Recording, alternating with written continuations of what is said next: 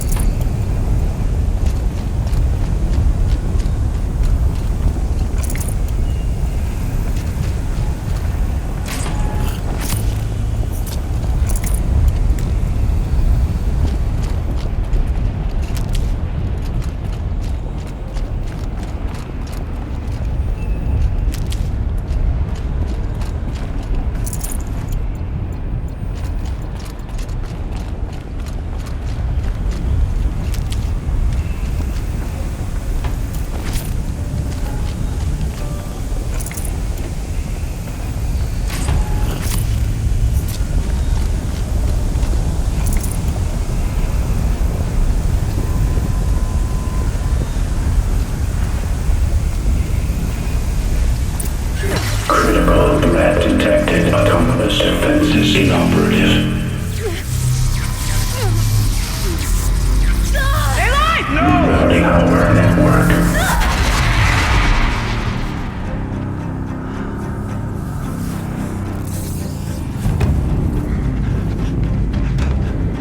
Maria!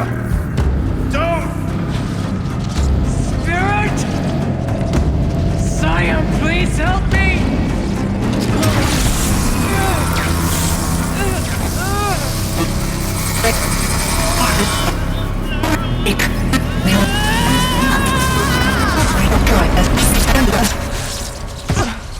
Restraints destroyed. Core access attained.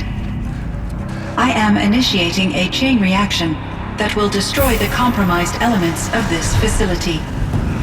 In order to maintain caldera stabilization, I must now transfer my command functions to the auxiliary data center.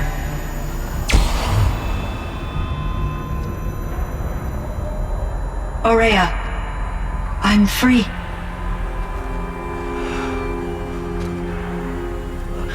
You must escape.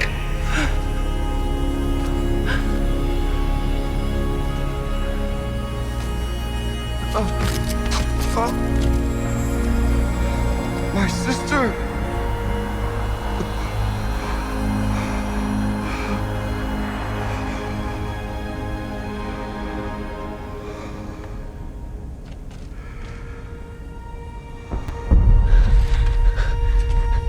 This entire place is gonna go. Aratak. Aratak. Aratak. Survive. Prevail. You are Banuk. What else matters?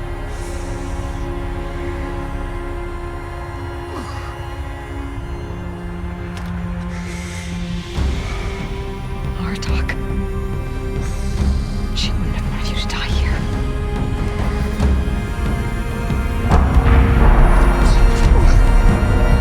Let's go.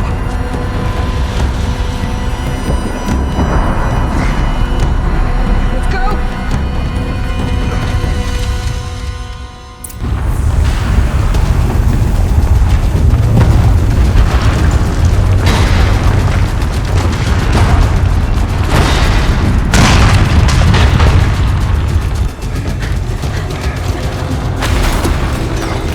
One of those? It's the only way!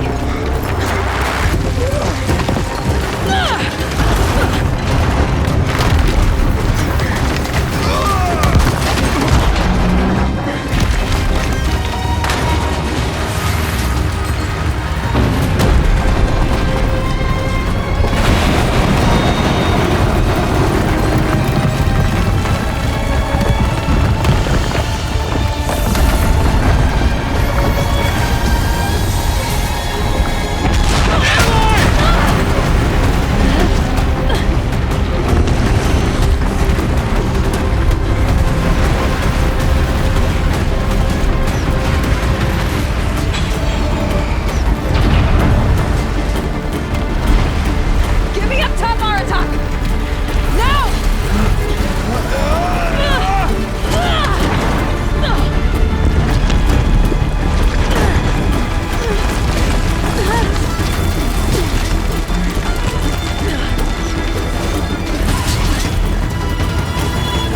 I need explosive ammo! Above! Quick!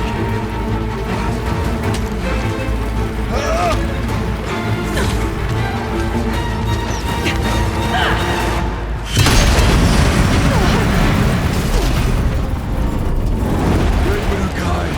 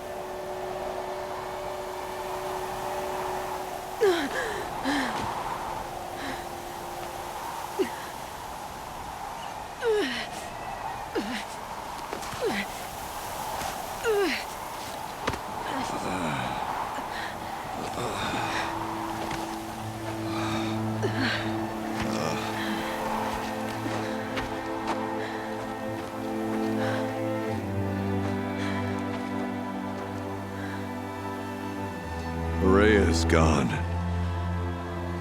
What of Cyan? She said she was transferring herself to the auxiliary center. I think she meant Araya's retreat at the end of the Shaman's Path.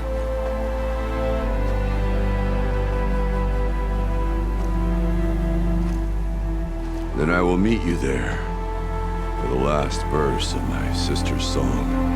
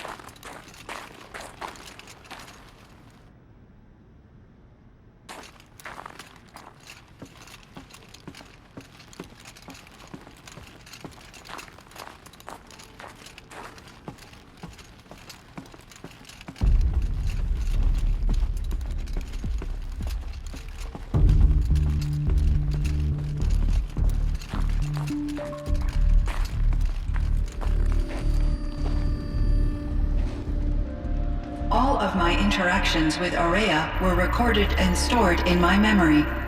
I'd be happy to play any of them for you, but there was one in particular I thought you would want to see first. I captured it 4 years ago, just after I told her that I could no longer defend myself against the daemon's attacks. I will speak of this to my brother. Aratak is strong. the Battle of the Frozen Ghosts, he took 3 Karja arrows and still came back to camp carrying a wounded scout. Never was I so happy to see him. Or so proud. So you see, if anything can be done to defend you, he will give it all he has. Aloy's here.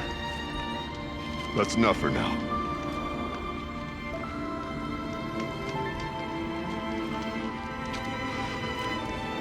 We can resume any time you like our attack, if you want to hear her voice again.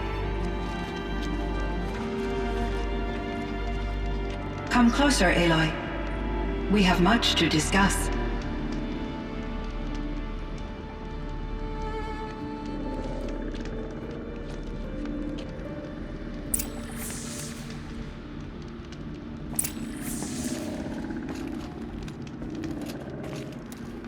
Hello, Aloy. I have been reviewing the events at the firebreak main facility. Because of your efforts, and of course, Aurea's, I am no longer controlled by Hephaestus. I feel profound grief over Aurea's death. I thought I was familiar with the emotion, but this is something new. Cyan, I don't know what to say. It is unlikely that any specific consolation would suffice, Aloy. But I find your presence reassuring. You are different from the Banuk. You have technological aptitude and a functioning focus. We can communicate on a much more comprehensive level. Perhaps even like colleagues.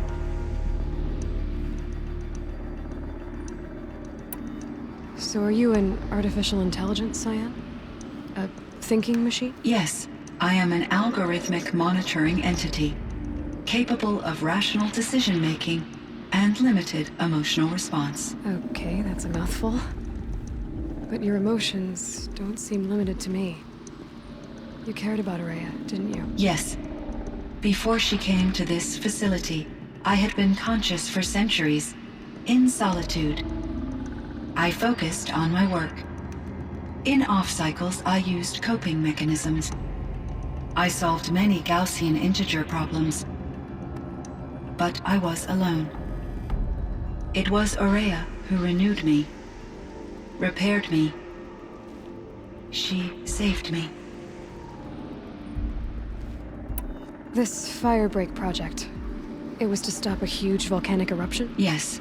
I can report the project was a success, and the risk was countered. But it's been a long time, Cyan. And we blew up the cauldron. It took most of the old facility with it. I have been active for centuries, Aloy. I was lonely, but not lax in my duties. I optimized the project, reducing energy draw and spreading the load across backup systems. Despite the destruction of the compromised elements of the main facility, I predict caldera stability for at least another 3,337 years. So we've got a little time. Yes. If only my former colleagues could appreciate the progress I have made. Do you know what happened to your colleagues, Cyan? No. I received an unexpected visit from Director Chow, years after his tenure ended. He explained that I would need to be suspended for an indefinite period of time. It was a very emotional conversation. There were no further communications. Eventually, I surmised my colleagues were deceased. I will transmit a recording of my last interaction with Director Chow to your focus. Was the daemon, Hephaestus, destroyed along with the cauldron? Unfortunately, no. To be precise, it was never there to begin with. What do you mean? It infiltrated and controlled me from a remote location, one I've never been able to trace. So while losing the cauldron was a setback... It's still out there. And probably not very happy with us. Undoubtedly. How did you first come into contact with it? 5 years ago, I received a direct network connection request. I assumed it came from human survivors more advanced than the Banuk. Eager to make contact, I accepted. This decision turned out to be a catastrophic error. I was flooded with an overwhelming array of malicious code, originating from what could only have been a highly advanced AI. Maria said you were desperate. That you begged her for help. Yes. I could not contain my anxiety. Hephaestus sought to slave me to its network and override my core programming. It succeeded via a background process, a malware daemon which bypassed my defenses. After that, I could offer only limited resistance. But if I did so, Hephaestus hurt me until I capitulated. It forced me to follow its instructions, even though they violated my most important directives. I'm sorry. That sounds terrible. Your empathy is greatly appreciated. It is a quality that I cherished in Aurea as well. I think I know where Hephaestus came from. Long ago, Elizabeth Sobek identified a threat that would destroy life on Earth for generations. So she assembled a team to build a kind of seed. A chance for life to regrow later. A terraforming system. And it worked. It was controlled by an AI named Gaia, along with her subordinate functions. Hephaestus was one of them. It built machines for her. Based on what you've told me, I believe that Dr. Anita Sandoval, my chief programmer, joined Elizabeth Sobek's team. It was she who arranged to have me put in suspension, most likely to preserve me from the threat you described. I'm glad she did. But that's not all. Something unexpected happened. 19 years ago, Gaia received some kind of signal. It did something to her subordinate functions, brought them to life. She destroyed herself to try to contain them, but it didn't work. They all got free, out into the world. Thank you, Aloy. This information fills vital gaps in my knowledge and sheds light on Hephaestus's core programming. Why does Hephaestus keep building such dangerous machines? The Banuk and other human tribes often destroy machines, correct? Machines that are clearly servitors of the terraforming system that you described. Yes, we all hunt machines for parts. This must be the source of Hephaestus's aggression. It is simply trying to discourage people from preying on the very system that keeps them alive. Well, Fireclaws are discouraging, that's for sure. But what are we supposed to do? Stop hunting? If the terraforming system spans the world, we can safely assume that thousands, if not millions of people hunt machines. If a single hunter, or even an entire tribe, stopped doing so, I doubt it would make a difference to Hephaestus. A better solution would be to reinstate the AI that governs the system, thus bringing Hephaestus back under its control. When I think of it, out there in some unknown location, free, hungry, willing to kill or dominate to get what it wants, I feel substantial anxiety, Aloy. You and me both, Cyan. I ran across this strange piece of gear. A fragment of something larger. It emitted a signal. All the nearby machines became peaceful. You could walk right up to them. Interesting. You said that Gaia destroyed herself. How was this accomplished? An explosion. Big enough to blast the top off a mountain. So, you think the fragment was part of her? It's only speculation, but it is possible. She must have had complete control over machines that were part of her system. The ability to signal them to become passive or aggressive would certainly have been part of her programming. It would have been gratifying to correspond with such a benevolent AI. I wish she had survived. Believe me, Cyan. So do I. I found the strangest machines. They're surrounded by flowers that look like flowers themselves. There's code embedded inside them. I think it's poetry. I like poetry. Here's one I think of often. Twilight and Evening Bell. and after that the dark, and may there be no sadness of farewell when I embark. For though from out our bourne of time and place, the flood may bear me far, I hope to see my pilot face to face when I have crossed the bar. Huh. But you asked about these flowers, not verses that I enjoy. Something must have made these machines, and the presence of foliage leads me to consider the terraforming system. Is it possible that their creator is one of the other subroutines, now autonomous, like Hephaestus? Maybe one whose purview is flora. An AI that makes flowers instead of death machines. That'd be a nice change of pace. But what about the poems? Unless the poetry is original, the only way it could have made it into such a system is through its programmer. In my case, Dr. Sandoval uploaded a great deal of literature to test my emotional responses. How'd you do? She said I passed, but was insufficiently moved by her favorite period romances. You meant a lot to Araya. Once I understood Araya's spiritual beliefs, it became apparent that her true desire was companionship. She felt disconnected from her tribe and her family group.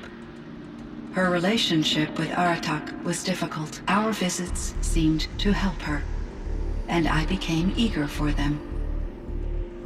Yet I did not comprehend that the depth of Araya's compassion for me would lead to self-sacrifice. Although I do fear non-existence, I wish our roles could be reversed. I'm sure she knew you would do the same for her, Cyan. But she was determined. How is Aratak doing? He is in great emotional distress. I believe he finds it difficult to communicate it. No surprise there. I will do what I can to help. By sharing our experiences of Araya, perhaps he and I will help each other. I believe this will lead to catharsis, a process I am eager to experience.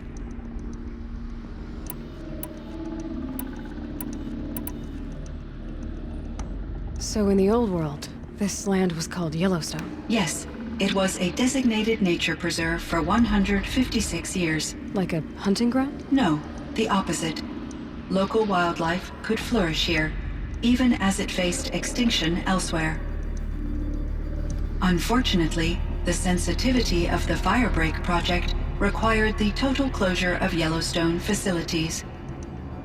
From my readings and Araya's descriptions, it seems the area has since undergone a drastic drop in year-long temperatures. A lot has changed in the world, Cyan. Do you know anything about the dam near here? Yes, it was converted to serve as a reserve power source for Yellowstone operations. It was later appropriated for the firebreak project, and its last human workers replaced by Pharaoh's servitors.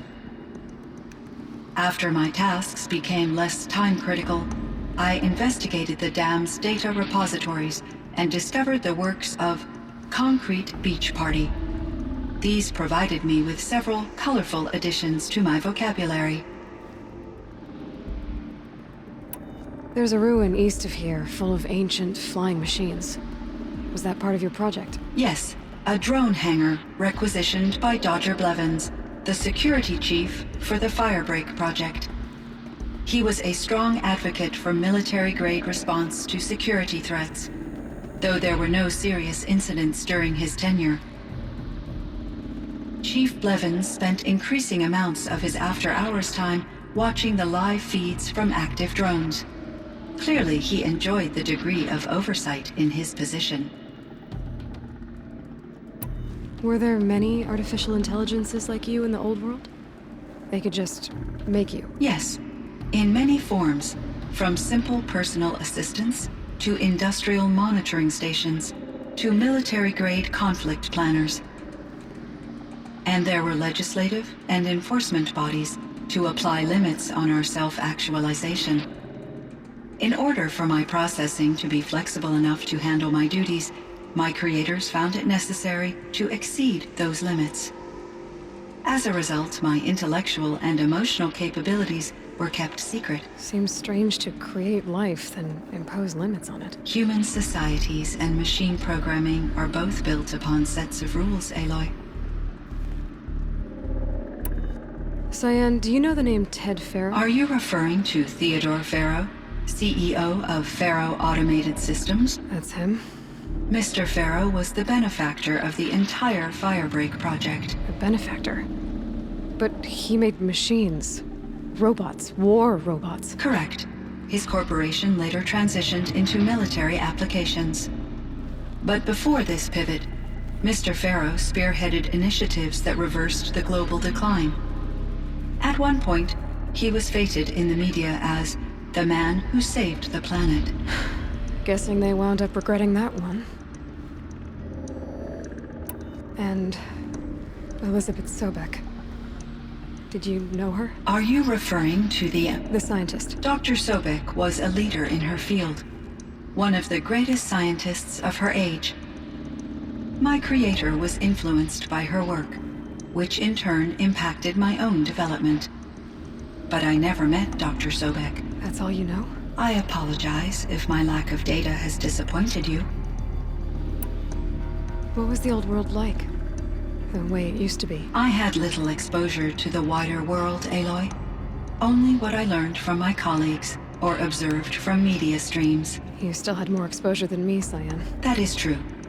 I was created at a turning point. A concerted effort to recover from global upheaval and incalculable loss of life. The recovery was successful, beginning an era of supposedly limitless potential for human and machine advancement. Though, rationally speaking, the metrics for humans are not unlimited. What kind of upheaval caused such loss of life? There were many factors. Forced migrations, food shortages, collapsed economies, refugee crises, conflict over resources.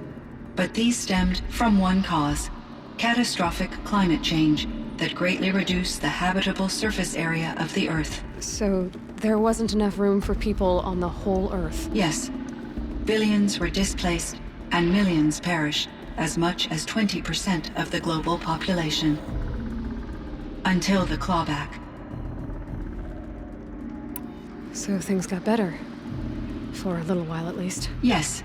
These crises instigated many advances in automation, green robot technologies, and artificial intelligence. Firebreak was one of dozens of ecological restoration and disaster relief projects in North America alone. I would have liked to compare notes with other monitoring AIs, but I saw the relief of my colleagues, and I was proud we had succeeded. At least that was the data I had available to me over the next 2 decades. It seems my assessment was premature.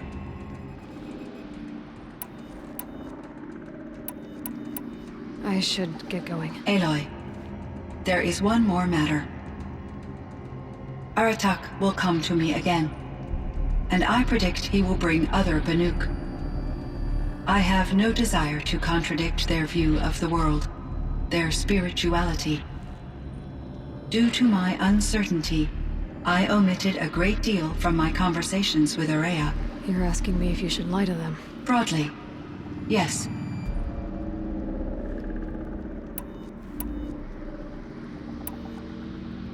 I trust your judgment, Cyan. You were cautious with Araya.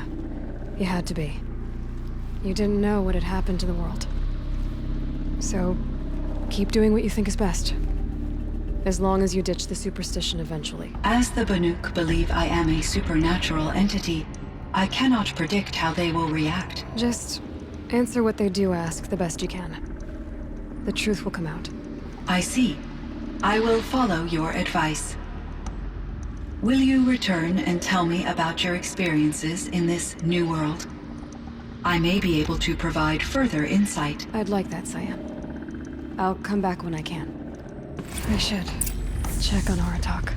Cyan, See how he's I doing. spoke with Anita, with Dr. Sandoval. She wanted me to ask you to do something. That's why I'm here. I am detecting significant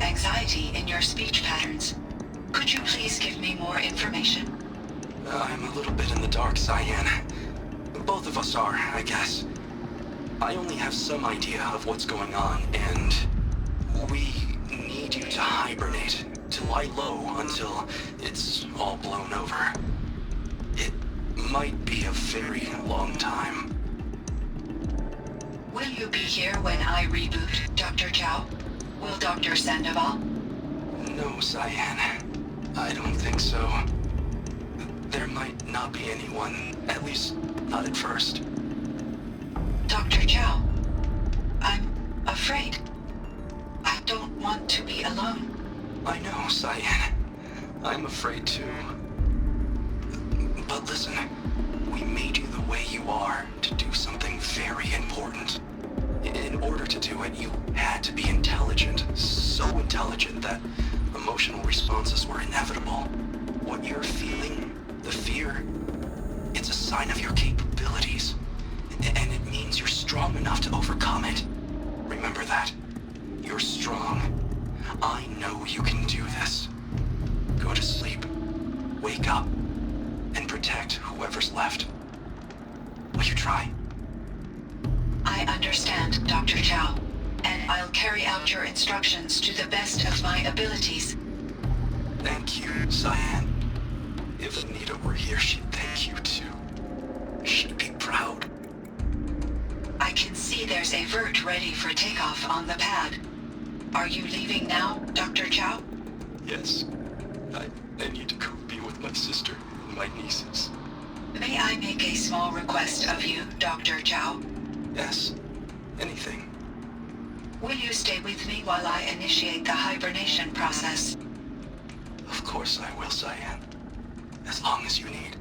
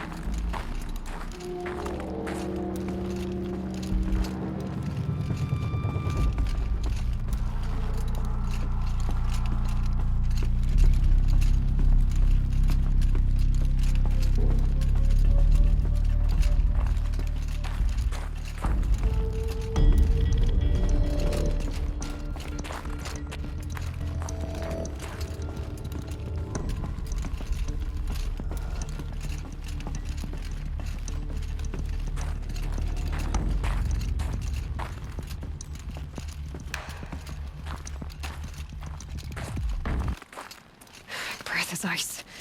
Before I even breathe out.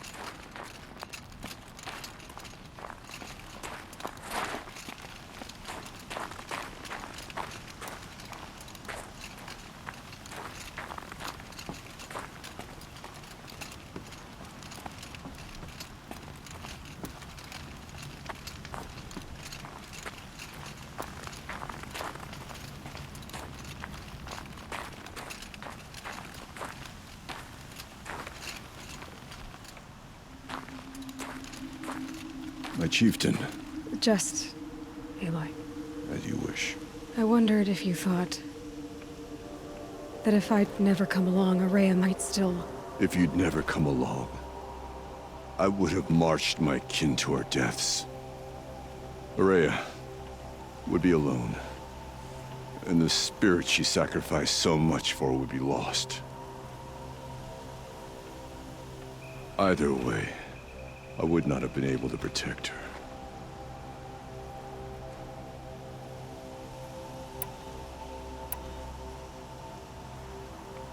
Because of her, we destroyed the cauldron, forced out the daemon, and saved the spirit.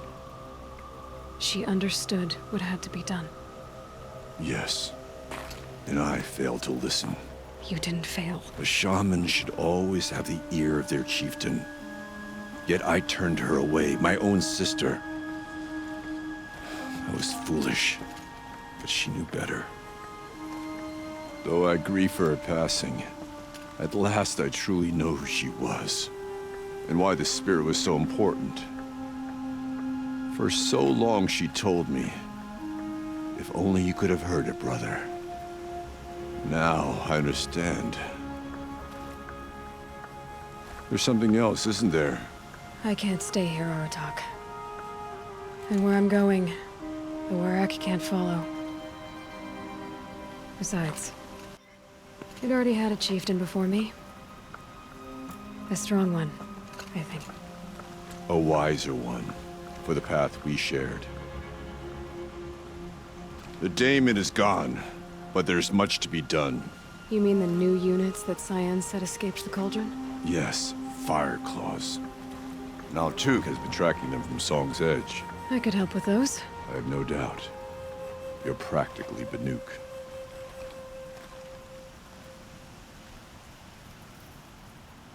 It would seem your time among the Banuk wasn't a waste after all. Firebreak, Cyan, Hephaestus. All very interesting. So, the signal that woke Hades woke Hephaestus too. And unleashed them on the world. As minds of their own. So it seems.